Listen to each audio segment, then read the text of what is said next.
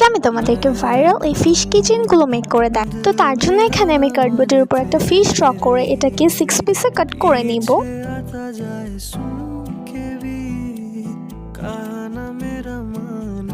এরপর এই পিসগুলোকে আমি সেলো টেপের উপর লাগিয়ে নিব। এরপর এক্সট্রা টেপটাকে আমি কাট করে নিব।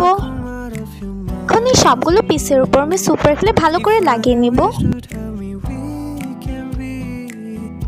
এরপর এটার উপর আমি রেড কালার করে দিব।